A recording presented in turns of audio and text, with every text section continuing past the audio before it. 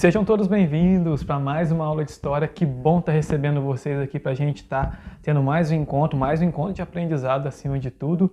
E hoje, na nossa aula de história, nós vamos dar continuidade ao que nós já começamos a estudar nas aulas anteriores. Nós começamos a estudar aí sobre a colonização portuguesa aqui na América, precisamente aqui no Brasil, que foi o território onde os portugueses colonizaram. Eles colonizaram, né, mais uma vez reforço com vocês, outros territórios como a África, mas aqui na América o único território que teve a colonização portuguesa foi o nosso território, foi o Brasil. E nós vamos aprender na nossa aula de hoje um pouco sobre a sociedade colonial, como que era dividida a sociedade na época da colonização aqui no nosso país. Nós vamos aprender direitinho, passo a passo, qual que era a economia, o que dava mais lucro, como que era dividida a questão do trabalho e quem mandava mais, quem mandava menos aqui na nossa sociedade colonial, ok? Hoje nós vamos falar sobre a sociedade colonial. Na nossa próxima aula, nós vamos falar sobre o ciclo da cana-de-açúcar. Nós vamos entender o passo a passo, a questão até da escravidão, como que foi o processo de escravidão. Então nós estamos indo por partes para não confundir a cabecinha de vocês aí,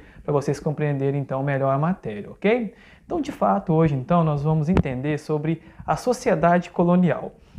Sociedade, quando a gente fala a palavra sociedade, a gente fala em quê? A divisória, né? Quem manda mais, quem manda menos, quem é menos favorecido, e é justamente esse impasse que nós vamos comentar na nossa aula de história de hoje. Então vamos lá, ó. A tomada de posse, então, por parte dos portugueses sobre os territórios coloniais aqui no Brasil foi marcado por ocupação lenta e gradual. Então você que pensa assim que foi muito rápido, foi de uma hora para outra, não foi dessa maneira não, foi lenta e gradual. Mesmo porque ela começou 30 anos depois, né, depois que o Brasil foi descoberto.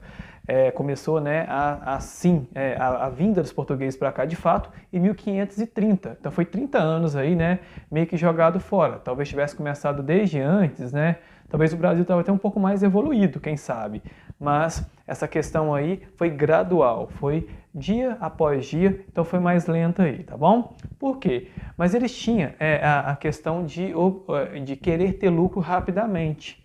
Então, foi gradual, foi passo a passo, mas queria ter lucro rapidamente. É uma coisa que não tem muita coerência se a gente for analisar, né? Porque a partir do momento que você está querendo lucro, que você está querendo um retorno imediato, você tem que dar dando uma investida, você tem que estar investindo rapidamente para que o retorno também possa vir.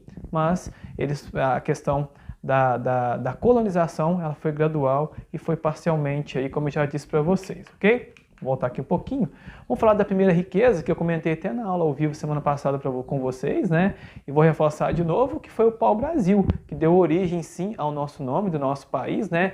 Brasil, né? Porque a madeira chama-se pau-brasil e ela lembra uma brasa. E por isso, então, que foi batizado depois de pau-brasil e foi essa madeira, essa árvore que deu muito, mas muito lucro para Portugal e deu, né, um disparo imediato, então, na colonização deles aqui no nosso território também.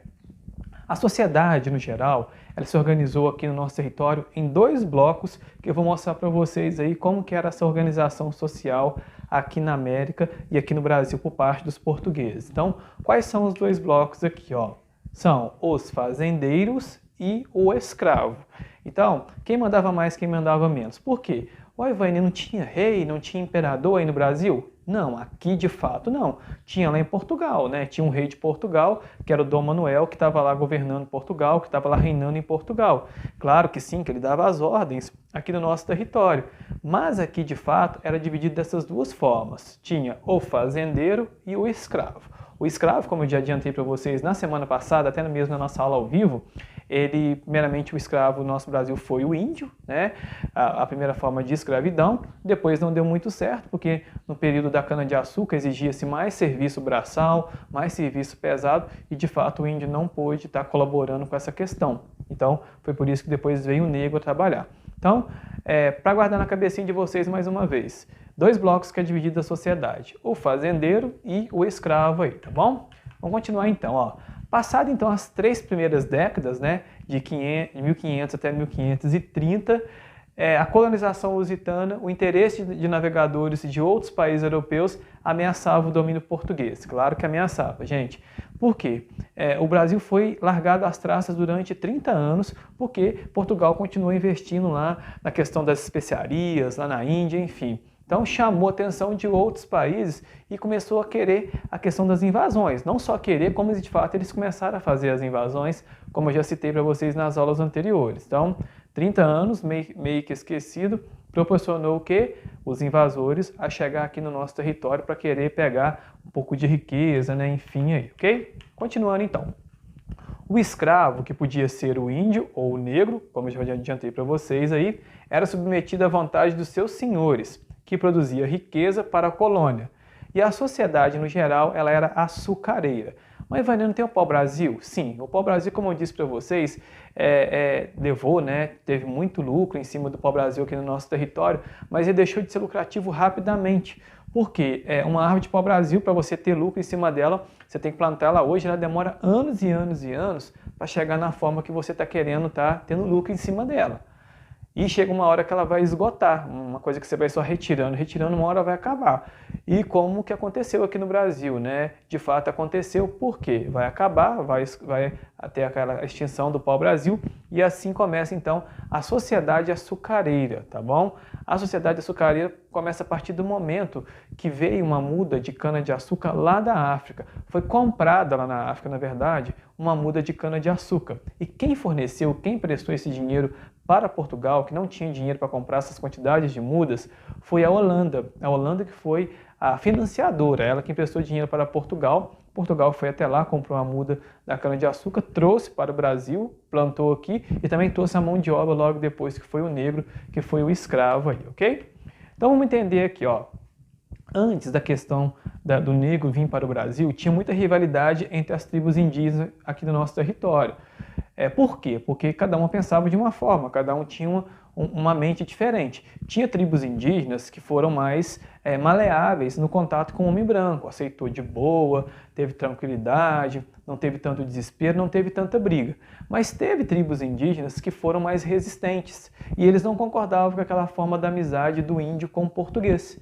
Então teve muita rivalidade, sim, e muitas tribos indígenas aqui no nosso país, elas foram dizimadas, elas foram acabadas por causa que elas entravam em guerra, em atrito entre elas, e acabava então, né, tendo esse probleminha aí de uma tribo acabar com a outra. Então existia sim rivalidade de tribo indígena uma com a outra aqui no país, aqui no nosso território, ok? Então vamos lá. Escravizaram tribos inteiras, né, quando começou a escravidão aqui dos índios aqui no nosso território, né, massacres também existiam, aqueles que tinham um pouco mais de resistência, acontecia também. E esse carinha aqui chamado Tomé de Souza, ele foi um dos primeiros jesuítas a catequizar, a ajudar os índios na questão de, digo, entre aspas, amansar, né? Através da palavra de Deus, através da palavra de Jesus, poder amansar os índios e catequizar. Então, o Tomé de Souza foi um dos primeiros catequistas que veio junto com a expedição de Pedro Álvares Cabral para ajudar nessa questão da catequese aí. Os jesuítas tiveram uma missão muito importante na colonização aqui, porque era uma troca, né? A Igreja Católica fornecia eles, mas também tinha um interesse por parte e por trás. Ou até mesmo na divulgação da palavra de Deus e também a coroa portuguesa também, que acabava favorecendo então, né, a Igreja Católica. Então, os jesuítas, junto com as missões jesuítas, tiveram um papel importantíssimo aqui no nosso país, ok? Vamos continuar então. Vamos falar agora das frutas e dos frutos também que foi encontrado aqui no território nosso. Porque não foi somente o pau-brasil de imediato que teve aí, né, lucro, que obteve lucro em cima deles, não. Nós temos aí, ó, exemplos como o açaí, que até hoje a gente ouve falar muito, né, muita gente aí até fascinado, né, com o açaí, que gosta muito de tomar um açaí. O butiá, né, que é essa frutinha amarelinha, parece um coquinho, né, e tem um coquinho realmente dentro dele e pode estar tanto consumindo aquela parte externa, que é tipo um cremezinho que tem, e por dentro tem um coquinho, né? Aqui mesmo na Praça de Barroso, ali, naquela praça onde tem o Padre Luiz, tem uns coqueirinhos lá que tem essa frutinha chamada butiá. O guaraná, que é uma fruta típica brasileira também, que também foi encontrada no Brasil nessa época. Então, frutas e frutos que desde essa época da colonização fazem parte, né, desse processo de colonização e, por sinal, faz parte sim do nosso dia a dia até hoje, como o açaí, butiá e o guaraná também, ok? Então vamos lá, né? Assim foram amansados e domesticados os colonos versus os jesuítas. Colonos é quem morava aqui no país, mais uma vez aí, ó. Os jesuítas mais famosos foram esses aqui, ó. O Padre Manuel da Nóbrega, tá? E o José de Anchieta foi um dos mais famosos aí, que ajudou na questão da catequização e também de amansar aí as tribos indígenas aí.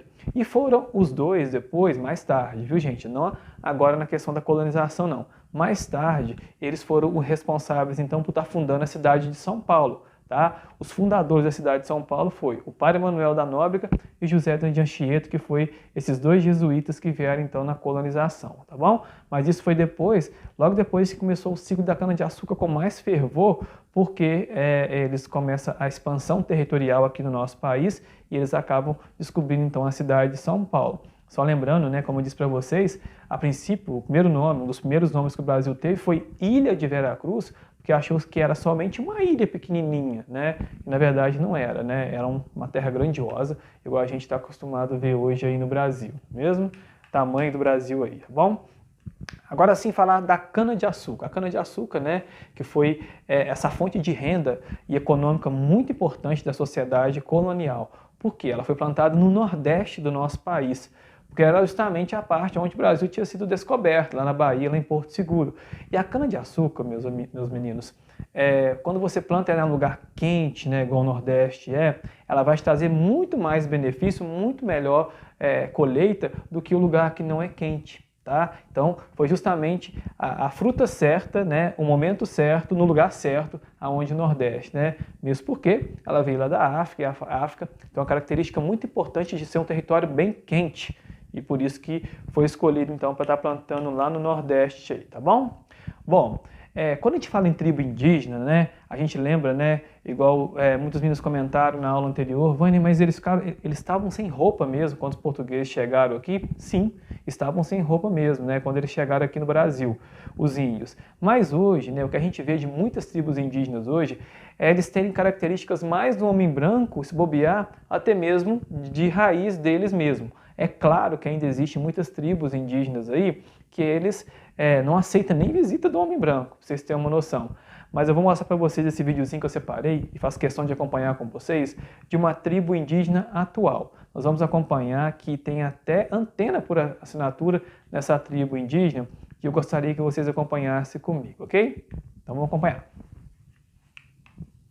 Os povos indígenas ainda vivem de forma primitiva no Brasil, mas hoje os índios estão por todo o país e vários grupos aderiram a novos hábitos. No litoral paulista, uma tribo se rendeu à tecnologia sem perder suas raízes. Os índiozinhos trazem no rosto a esperança de um povo inteiro, raízes que precisam ser conservadas, traços de quem carrega no sangue a luta. Eles continuam fortes, guerreiros que preservam suas origens. Todo mundo trabalha aqui com suas atividades, mulher produzindo artesanatos, os homens trabalhando na roça. No Brasil são 220 tribos em 688 reservas indígenas, 13% do território nacional. Reservas como a do Ribeirão Silveiras, em São Sebastião, litoral paulista. Aqui, os índios usam roupas da civilização. Reservados, os mais velhos falam pouco. Já as crianças gostam de ficar perto das visitas. Nosso carro despertou curiosidade. O artesanato, cestinho, fresa e sarabatana e a plantação de palmito são as principais fontes de renda. Na escola da aldeia, os índios aprendem o português e o tupi-guarani, mas entre eles, só o tupi-guarani. Nós estamos nessa área um pouco mais afastada do restante da aldeia. Aqui vivem o cacique e outras poucas famílias. Eles moram em ocas com telhado feito de piaçaba e as paredes de madeira. O interior das casas é bem simples e eles são bem reservados e preferem que a gente não mostre o interior dessas casas. Mas eu estive em uma delas e vi que eles conseguem conviver tranquilamente com tecnologia. Tem aparelho de televisão e até celular. O contraste é incrível. Na simplicidade das ocas, uma antena de TV por assinatura se destaca.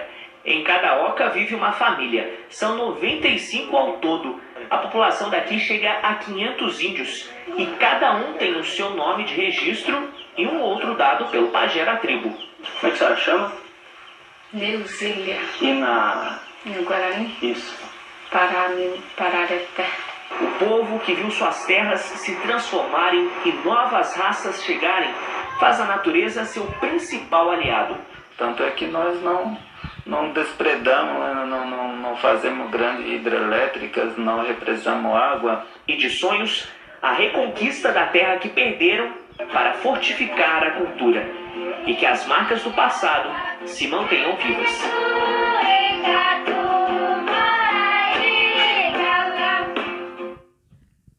Aí, gente, a gente viu aí, né, nas reportagens, como que a cultura branca é muito fixa, né, é muito presente nessas tribos indígenas que foram perdendo um pouco da sua cultura, né, no decorrer do tempo. Ainda tem aquela questão de raiz ainda, mas eles foram perdendo. Assim como eu disse para vocês antes do vídeo, tem muitas tribos que nem permitem a chegada do homem branco, como eu já mostrei para vocês nas aulas anteriores. Mas essa aqui, né, devido à convivência com o homem branco, perdeu um pouco da sua característica, tá bom? Bom, vamos falar das capitanias hereditárias mais uma vez, né? As capitanias hereditárias que foram feitas para quê? Para impedir as invasões que estavam ocorrendo naquela parte litorânea do nosso país, principalmente naquela parte lá do Nordeste, né? Que foram feitas, né, mais uma vez, divididas em 15 faixas de terra, no qual colocava um capitão responsável por estar tomando conta, administrando a questão da plantação da cana-de-açúcar, que tinha que dar toda a satisfação para o rei de Portugal e depois, né, se não desse certo, passava para o seu filho, por isso que chama capitania hereditária.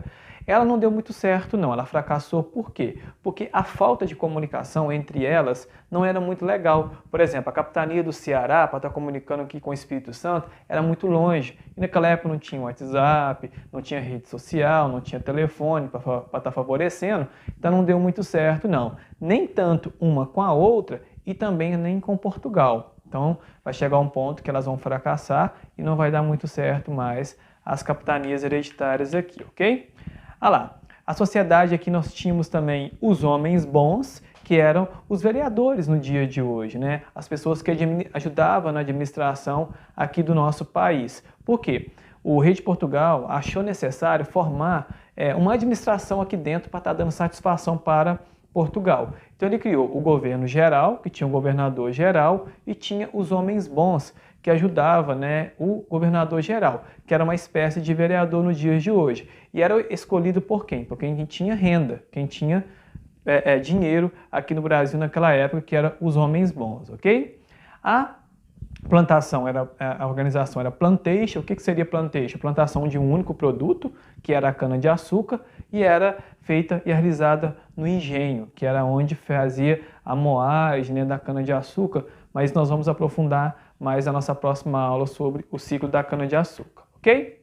Bom, enfim, meninos, na nossa aula de hoje que eu queria passar para vocês sobre a sociedade colonial, era isso, tá? Desde o início lá da formação, né, como que era dividido, né, do fazendeiro, do escravo, ou até mesmo aqui na questão dos homens bons que ajudavam na administração, tá bom? Mas para a gente finalizar, né, nós temos um restinho de aula, eu gostaria que vocês fizessem para mim a atividade da apostila de vocês, para a gente começar aí a estudar, né, sobre esse capítulo aqui, que fala sobre a economia e a sociedade colonial. Vocês vão fazer para mim na página 74 da apostila de vocês, na verdade são duas páginas, 74 e 75, vocês vão fazer para mim o exercício de aprendizagem número 1, número 2, número 3 e número 4. Então capricha nas respostas aí, pode voltar na teoria para vocês aí estar verificando alguma coisa que ficou em dúvida, tá bom? E tenho certeza que vai fazer um bom trabalho. Não se esqueça, viu, mais uma vez, de você estar me enviando a foto da atividade de vocês para me registrar que vocês fizeram, então, a atividade da nossa aula de hoje, ok? Então, mão na massa, boa atividade para vocês e é claro que eu encontro vocês, então, no nosso próximo encontro, nossa próxima aula, e sim para a gente aprofundar, então, no ciclo da cana-de-açúcar, tá bom? Bola para vocês, bom restinho e até a próxima aula.